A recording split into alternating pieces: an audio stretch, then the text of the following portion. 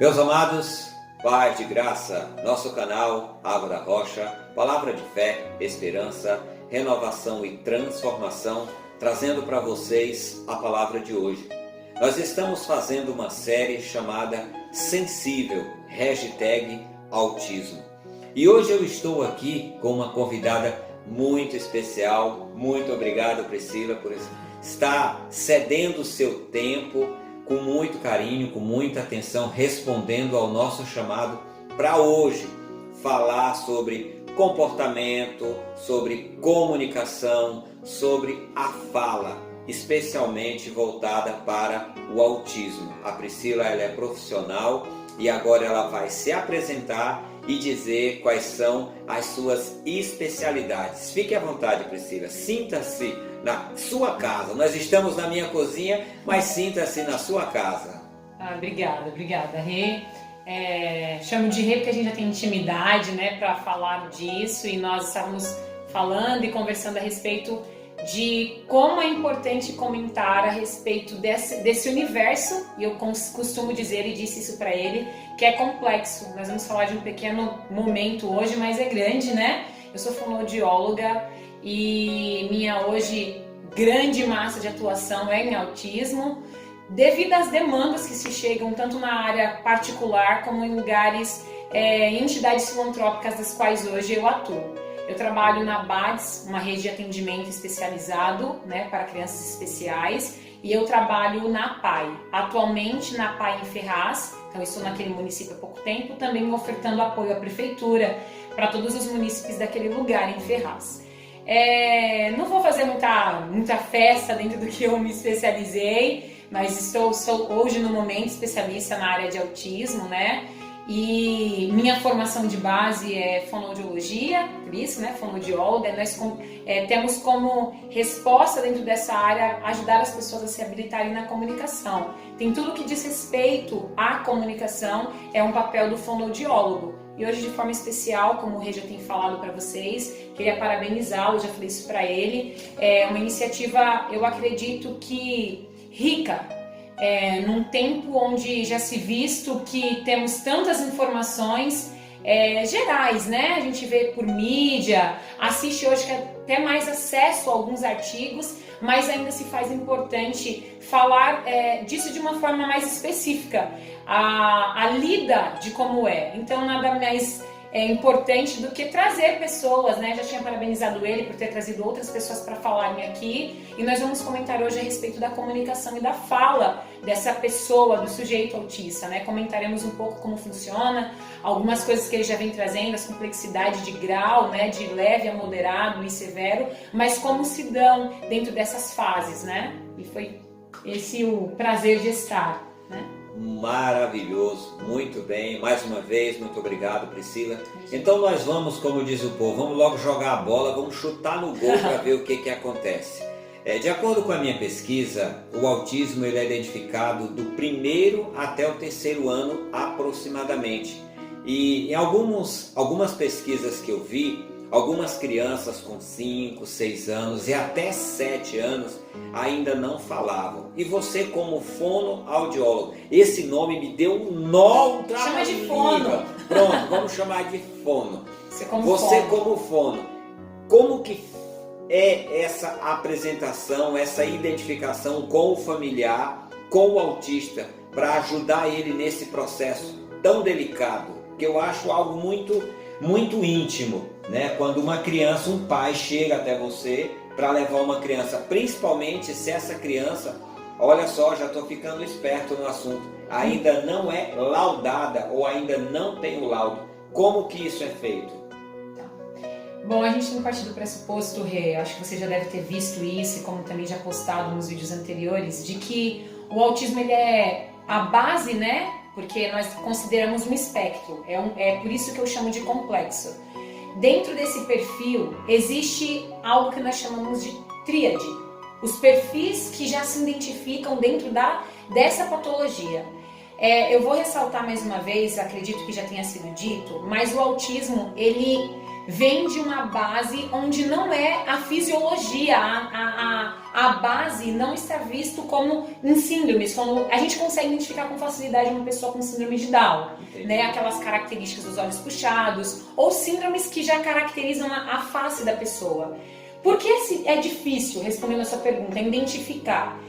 O pai primeiro ele identifica a base de que algo não está comum, é atípico, quando essas partes que você comentou dentro da 1, 2, 3, essa fase da criança não está desenvolvendo comum como os outros. Então um pai ele observa um filho, a gente espera que uma criança balbucie, é assim que se avalia, como foi o balbucio dessa criança e conforme balbuciou, e as primeiras palavras. E aí uma das primeiras queixas que a gente pode encontrar e que é identificado no autismo é que essa criança teve um regresso na comunicação em fala. Porque eu vou resumir. Comunicação é tudo aquilo que nós expressamos, seja por sinais, como fazem algumas pessoas em Libras. Eu costumo dizer que a comunicação ela é mundial, né? A gente identifica as pessoas e observa que todo mundo tem uma linguagem comum. Se você for em qualquer lugar no mundo e você citar assim, é algo para beber. Se você passar a mão na barriga, estou com fome, quero dormir, isso é se comunicar. Mas a fala é uma propriedade humana, só nós, seres humanos, que somos capazes de nos expressar por uma linguagem oral. Então, quando a criança ela não apresenta, desde a primeira fase, é evidente de que ela ou teve uma regressão, ou dentro do desenvolvimento de 2, 3 anos, ela não passa a expressar a fala, já é de se... Por isso que o pai fala assim, olha, eu te trouxe porque você é fono, mas eu não acho comum ele não falar, ele não isso, e você tem que guardar essa queixa, que o pai te traz dentro da anamnese, pela procura, né? E dentro disso você tem que casar as outras informações. A criança já procurou um neurologista? E é pesado o que eu vou dizer agora, mas alguns autistas, de fato, podem não falar. E a gente vai chegar nesse ponto do porquê não falar. É muito interessante essa abordagem, essa abertura. Eu sei que o tempo, às vezes, acaba sendo curto, né? Porque a gente vai compartilhar essa mensagem através do WhatsApp, através do nosso Facebook. Talvez a gente tenha um material suplementar aonde você possa acessar para não sobrecarregar o seu WhatsApp. Mas aí, Priscila, o pai chegou até você e você vai dizer para ele ou ele já sabe? Você deu aí vários exemplos, mas na sua maioria você tem recebido pessoas que já vêm com laudo ou elas vêm, vou utilizar uma palavra, não sei se você pode dizer, às cegas? Tá. Olha, Reginaldo, vou te falar que hoje na minha vivência, na minha experiência clínica, né? Eu acho que nós encontramos muito mais pessoas que estão, eu vou usar um jargão talvez simples, meio um pouco chulo, mas o pai já vem com uma pulga atrás da orelha. Ele já procura o profissional porque ele acredita que algo não está bem. Tá, mas a minha pergunta é, ele já vem com o laudo procurar você ou ele vem sem o laudo? Vem sem o laudo na maioria das vezes. Vem sem o laudo na maioria das vezes. Então ele já identificou que tem uma pulga atrás da orelha, como você disse, ele já identificou que há algo, que tem algo em comum, mas ele ainda talvez não tenha sido orientado por N questões, e esse é o momento em que ele vai receber este laudo? Não, aí é onde eu ia falar dessa base que eu falei que é onde é complexo. Como a gente identifica e quem dá o laudo? Quero deixar isso bem claro, ainda bem que é público e a gente pode comentar. Queridos, amigos, irmãos, gente que está nos ouvindo, como se faz, se você até puder marcar aí na sua casa, como se faz a base disso? Quem lauda uma criança, quem lauda uma pessoa em autismo, é um neurologista, é um médico que é apropriado para diagnosticar, laudo, diagnóstico, porque o que acontece? A visão que a gente tem sobre o conceito de diagnosticar uma criança, ela é multidisciplinar.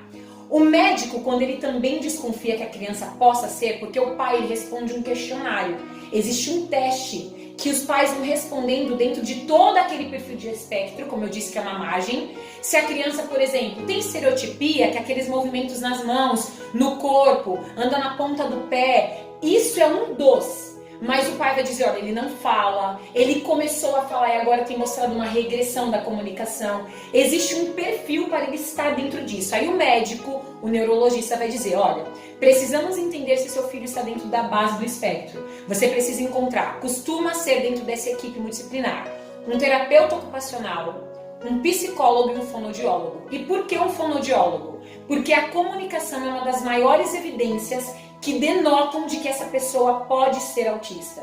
Porque a comunicação dela ou tem uma fala, e eu ia comentar disso, a gente já está nessa pauta da fala, é muito comum você encontrar no autista uma forma de expressão de ecolalia. O que é ecolalia? Você produz uma conversa, um diálogo, e você fala assim, Fulaninho, você tá bem? Ei, você tá bem?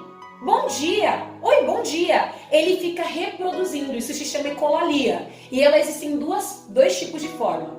Ou ela é imediata, quando ela repete tudo o que você diz de uma forma espelhada, ou ela traz um contexto de casa, vamos supor que ela passou o dia assistindo a Galinha Pintadinha. Você senta com ela e ela fala, olha lá, a galinha. E você está falando, bom dia, ele, a galinha. Então esses dois tipos é o mais comum e é uma das áreas que a gente mais aborda para tratamento. Mas isso tudo só é dado de forma concreta, o laudo só é feito após essas avaliações multidisciplinares e após o registro e diagnóstico feito, pessoal, feito por um médico. O fonoaudiólogo, o profissional de psicologia, o profissional de terapia ocupacional, ele é adjacente a essa relação. Mas ele não é a pessoa que lauda. Eu costumo pegar muitas crianças que eu sei na base clínica que ele está apresentando as características. Mas eu não laudo isso sozinha. Eu faço um relatório geral da base clínica, digo a respeito do que eu vi e aí eu encaminho ele para um neurologista ou para um médico que possa diagnosticar. É assim que se fecha um diagnóstico clínico. Maravilhoso. Diante de tudo isso que nós estivemos conversando e você esteve falando sobre a ecolalia, sobre o laudo, sobre essas complicações. E aí eu te pergunto, agora a criança já está com o seu laudo, ela já realmente foi identificada como sendo uma criança autista. E o pai precisa da ajuda de vários profissionais, de uma equipe multidisciplinar, como você mesmo disse. Um psicólogo para estar acompanhando ele, está acompanhando também a família. Pessoal, eu tenho usado muito esse termo, não de dizer que há uma pessoa autista, mas a família, porque toda a família passa a conviver com aquele autismo. Não é só a criança ou o adulto que tem o autismo, toda a família vai girar, vai viver em torno daquilo lá. Então todo mundo precisa estar preparado para isso. E aí chegou ao fonoaudiólogo. Como é que se dá esse tratamento, ou como que é feito isso, de que forma é feito isso? Infelizmente o nosso tempo é curto, mas diga lá, Priscila. Vou tentar resumir. Primeiro, é muito difícil, né? Muito difícil conseguir encontrar um todo disso. Por isso que, graças a Deus, hoje existem instituições como essas que eu citei no começo da minha apresentação, a ABADS, existe hoje a Casa André Luiz. Existem lugares que ainda doam, né, a PAI, entidades filantrópicas que visam o trabalho multidisciplinar. Na maioria dessas equipes que eu trabalho, eu sou a fonoaudióloga de um dos setores, e aí existem projetos grandes e trabalhar cada coisa. Mas tirando esses lugares, a outra opção seria encontrar um tratamento em um lugar, como hoje eu tenho, clínico. Né? A clínica seria o lugar adequado, um profissional que consiga lidar com essas questões que veio da demanda da criança. Porém, os valores aquisitivos, né, da nossa população atual, Brasil, a nossa realidade, ora vista a fase em que estamos vivendo, é difícil alcançar toda a demanda do tratamento, porque isso vai levar diversas sessões, né? Dentre elas várias fases para serem trabalhadas, porque, por exemplo, o problema, a queixa era uma fala, mas e agora organizar a fala? E aí, como faz? Então, o período de tratamento, ele vai conforme a solicitação que a criança vai respondendo e alcançando de objetivo. Então, por exemplo, eu vou pegar uma criança que já fala, mas traz essa reverberação de ecolalia, né? Produz um sistema ecolálico dentro da comunicação.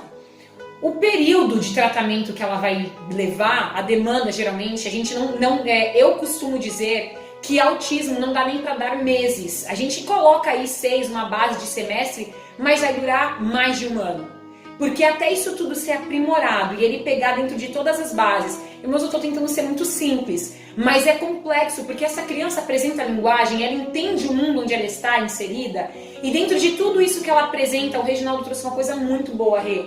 Como está essa família? Então, fora o tempo de orientação familiar, essa casa, esses lugares onde ele é abordado dentro de um contexto diário, entende sobre o que ele está fazendo, o tratamento e a demanda solicitada dentro do tempo de fono é aderido em casa, a família faz isso, então pensa a construção. Eu costumo dizer para os pais que é assim, o Rê falou bem, a criança não está em tratamento, nós estamos. A família inteira. A família e o profissional que também o atende, porque cada sujeito é único. É um envolvimento, total. Rola ali uma empatia, uma tem compaixão, que ter, senão a criança uma também não solidariedade. Fica. Sim, precisa existir. Ele comigo, eu com ele e a casa. Então, assim, estamos em tratamento.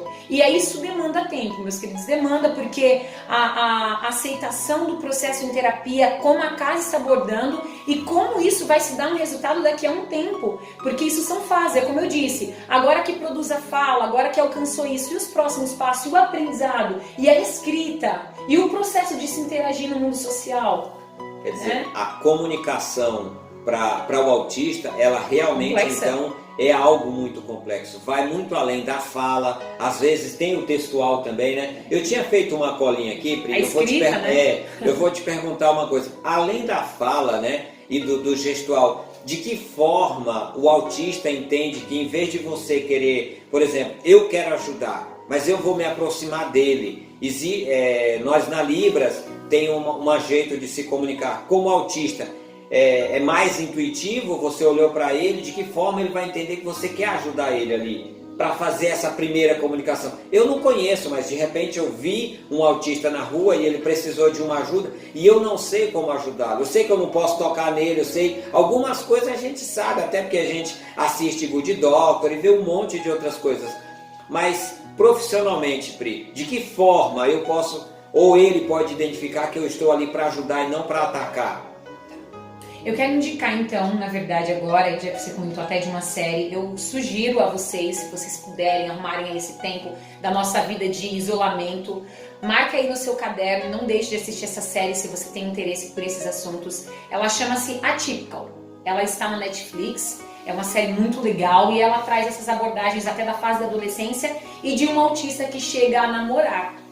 Muito legal essa abordagem da forma de tanta inserção que ele vai tendo, o ponto que ele chega. Ele tica como seria namorada, né? Porque vem dessa complexidade que você já havia postado em outros momentos, de que o autista ele tem meio que um método para se seguir. Então até para isso, gente, eles são um pouco assim, né, na linha. Como seria a minha namorada? Então ele descreve e ele tenta encontrar uma menina na base daquilo, baseado no que o pai traz de conceito.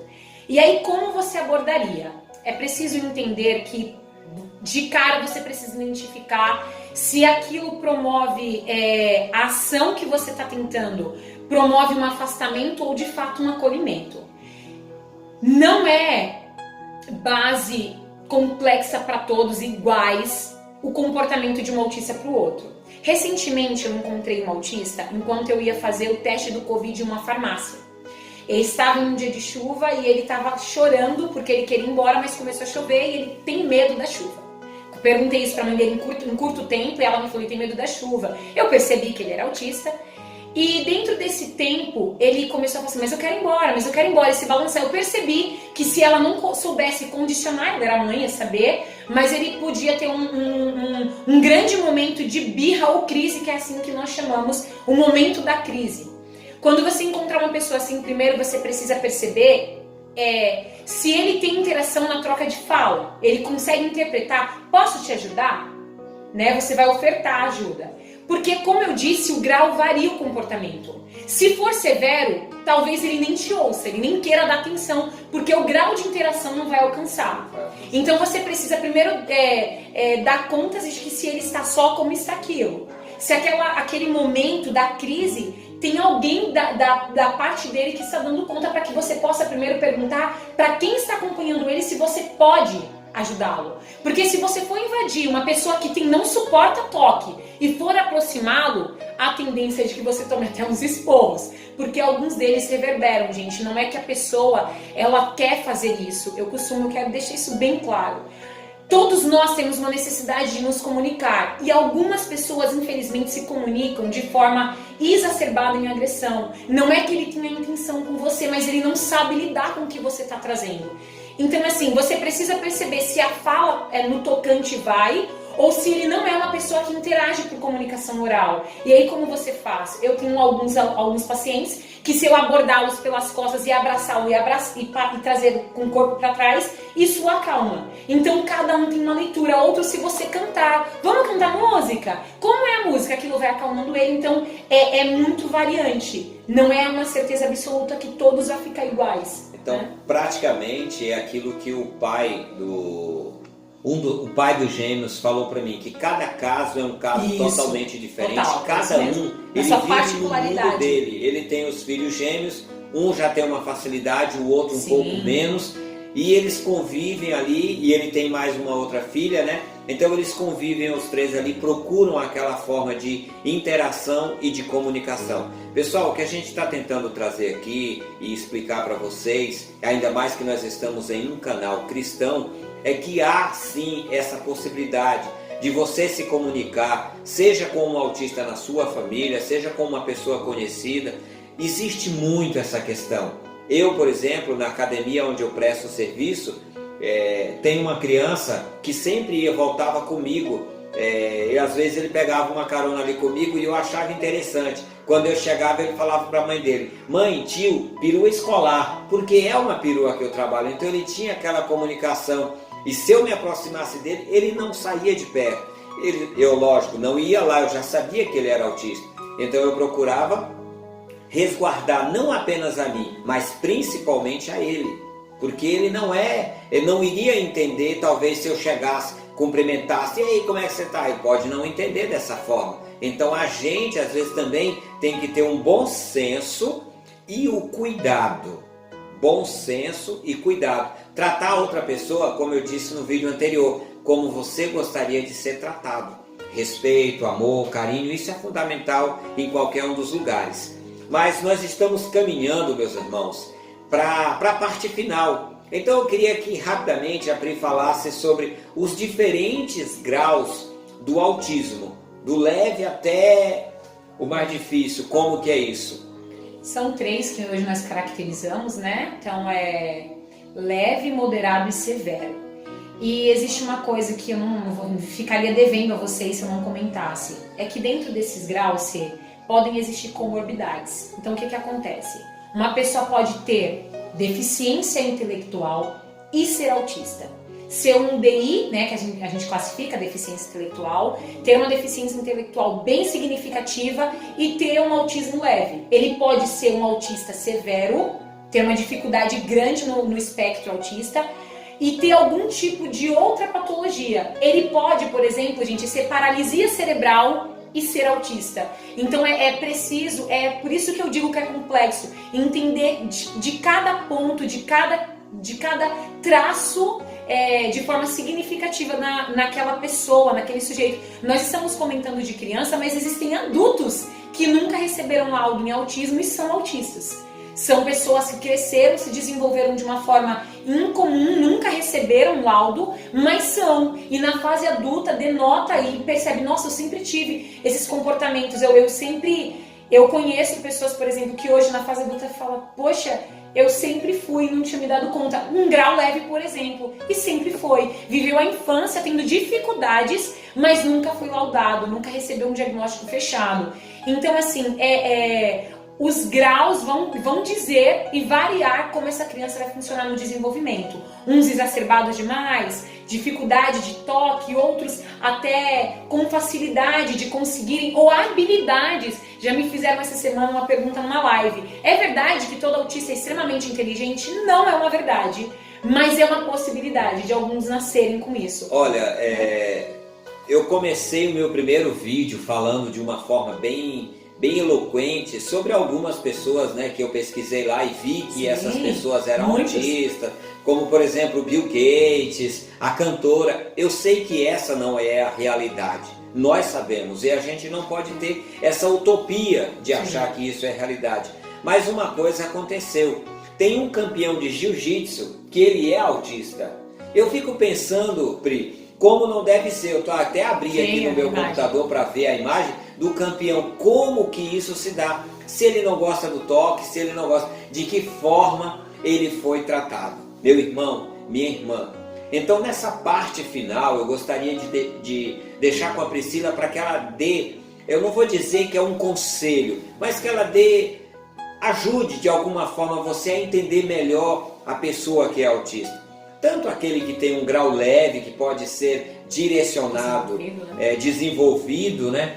Como eu começo sempre falando, conhecer, aprender e deixar a coisa acontecer. Se você não conseguir entender o autista, você não vai conseguir conhecer. E se você não conhecer, você não vai aprender sobre ele. Então eu vou deixar com a Priscila, que é profissional, ela é fono, ela vai dizer da sua forma como que isso pode ser melhor assimilado pelo autista e, repito, pela família. Não é o autista, é a família. Como o Rê disse que nós estamos no final, eu queria deixar muito claro para você que você precisa primeiro não estar só. Se você é, porventura... Gente, eu até me emociono. Eu sou a emocionada. E eu achando que só eu era chorando. Não, no meu consultório, onde eu passo na vida, todo mundo sabe. Eu sou a fonopri, a emoção, né? Tento, às vezes, equilibrar isso, porque nós estamos lidando com pessoas, mas é impossível não ser tocante. Como o Rê disse, nós estamos num canal e temos a liberdade, né, a expressão de falarmos que somos cristãos. E eu acredito que nenhuma pessoa nos encontra da casa. Então, se Deus pôs o seu caminho, mãe, pai, tio, cuidador, irmão de igreja, pastor que vê crianças passando por essa situação, tia da escola dominical, a primeira coisa que nós precisamos entender é que você precisa encontrar um lugar onde você possa receber assessoria para tratar o seu filho. Autismo necessita, eu quero deixar isso, se eu pudesse grifar isso aqui, o autista necessita de tratamento. A pessoa diagnosticada com autismo precisa ser tratada. E eu te daria como conselho, não fique só. Procure uma instituição dessas, inclusive, que eu já citei, em todos os municípios das quais você mora, não importa o lugar onde você está. Deve existir uma entidade. A PAI existe em diversos municípios no país, não é nem no estado de São Paulo. Existe em Guarulhos, existe em Arujá, existe em Ferraz, existe em Florianópolis, existe uma PAI. Procure esse município, esse lugar, a prefeitura onde você está. Tente identificar onde está localizada essa PAI e peça ajuda, por exemplo. Vá a um lugar, tente encontrar e fale, olha, eu desconfio, eu vejo que meu filho não tem um comportamento comum, eu tenho acompanhado uma rede, aqui mesmo que seja, e eu tenho denotado que ele tem precisado de ajuda. Encontre um lugar onde você possa primeiro encontrar e diagnosticar o seu filho. Porque hoje no Brasil nós temos, você já parou para ver, naquelas faixas de prioridade que já tem o símbolo do autismo, para você ter noção de que hoje isso tem sido uma prioridade. O autismo é uma prioridade no Brasil. Então você pode ter carteirinha, receber alguns benefícios conforme a necessidade do seu filho. Então primeiro procure uma instituição onde você possa se apoiar e receber orientação. Perceba que aquela instituição possa te dar um abraço, onde você pode encontrar um diagnóstico com um profissional em saúde e comece o tratamento. Não fique só. E não se desespere. Tem tratamento, sim, é possível lidar com as questões e com as variações que o autista traz. Então fique ciente, você vai ser acolhido se você recorrer a essas instituições. Não fique sozinho, existem muitas mães também hoje dando apoio. Procure na internet, equipe de apoio para filhos autistas. Mundo Azul é uma equipe muito legal e se ponha nesse lugar de receber orientação. Maravilha! O que eu posso dizer? Obrigado! Deus é tão bom, Deus é perfeito, como eu disse no encerramento do vídeo anterior. Deus é perfeito em tudo aquilo que faz e o amor de Deus vem nos abraçar, vem nos envolver, vem trazer algo que a gente não consegue entender. Uma paz interior que excede realmente ao nosso entendimento. Então, como a Pri disse, Se você se sentir sozinho, se você se sentir desamparado, sei lá, às vezes, gente, vamos deixar de ser hipócrita. Não é fácil não é de forma alguma. Gente, você foi diagnosticado com transtorno de espectro autista ou com qualquer outro transtorno, ou sei lá, com uma patologia pesa, né? Que você tem que fazer, isso pesa. Então você precisa de apoio, você precisa ser, primeiro, sincero com você e sincero com as pessoas que estão à sua volta. A pessoa vai chegar para você e vai te dizer como você está hoje. Eu costumo dizer, como você está hoje? Ah, eu estou bem. Esse bem não convence. Se você quer chorar, Pri, quando eu estava fazendo a série sobre a depressão, eu dizia, se você sentir vontade de chorar, chore, porque não há nada mais consolador e confortador do que você chorar na presença de Deus. Ele vai pegar as suas lágrimas, Ele vai secar todas as tuas lágrimas, Ele vai levar sobre Ele a sua dor, essa dor que você está sentindo, Deus vai acalmar, vai consolar e vai confortar. Eu sei que não é fácil. Não é fácil para ninguém, não é fácil para mim, não é porque eu tenho 2 filhos típicos ou eu tenho um filho atípico que vai ser... Não. Você pode ter a Fátima Quant, ela disse no seu blog lá, é muito melhor ser mãe de um filho autista do que ser mãe de um filho mal educado, tendencioso a destruir, tendencioso a agredir, a violência. Meus irmãos, a palavra de Deus diz no livro de Efésios, capítulo 4, versículo 29. Não saia da vossa boca nenhuma palavra torpe, mas só a que for boa, para promover a edificação, para que dê graça aos que a ouvem. E eu espero que essa palavra chegue ao teu coração, levando para você graça, dizendo para você que a misericórdia de Deus está acessível para você também. Mais uma vez, Priscila, muito obrigado. Que Deus te abençoe, que Deus te dê graça com as crianças com as quais você lida, com as famílias, porque é realmente, às vezes, doloroso. E aqui 2 chorão, quase lágrimas, né, conversando. Pri, mais uma vez, sua palavra final aí para a gente encerrar. Pessoal, na verdade, eu vou dizer para vocês, compartilhem, né? Compartilhem, porque eu tenho certeza que precisam... No nosso mundo, existem muitas pessoas precisando ser orientadas, e essas informações que talvez você esteja ouvindo e nem sirva para você porque não é a sua realidade, vai tocar famílias que precisam. Eu converso sempre assim com o René, e é verdade isso que ele citou agora, Deus vai fazer algo. Então ele às vezes ele de fato usa a vida de pessoas para que possa abençoar outras. Então compartilhe, se você tem alguma amiga, algum colega, algum irmão na igreja que tem sofrido com isso, né? Eu vou depois até pedir para o Rê deixar meus dados de identificação, você pode acompanhar lá depois a minha página, você pode tentar depois pedir informação para mim, para como funcionar, mas não se sinta só. E compartilhe mesmo as informações. Eu costumo dizer, né? A Bíblia diz que as pessoas padecem por falta de conhecimento, e é num todo. Compartilhe o conhecimento. Ele pode não servir hoje na tua casa, mas vai servir em outro lar. Então compartilhe. Hoje seria o meu pedido, e quero agradecer também. Eu já parabenizei ele aqui. Eu acho muito nobre comentar disso. Muito nobre, né? Tudo doloroso. Já chorei. Tenho certeza. E aprendeu muito, já viu, me tirou o sono. Estava compartilhando aqui, já aprendeu muito. Mas eu quero agradecer também, Rê, e minha solicitação para você é que você compartilhe. Compartilhe para que pessoas sejam alcançadas através de coisas tão simples, mas que vão fazer diferença na vida delas. Obrigado, Cris. Você está aí nos acompanhando, ali está nos bastidores. Muito obrigado também por ter ficado aqui com a gente esse tempo. Dá até sabe aquela sensação que você está falando só para você na tela? Tem uma pessoa aqui ao lado. É interessante, né? Às vezes parece estranho, né?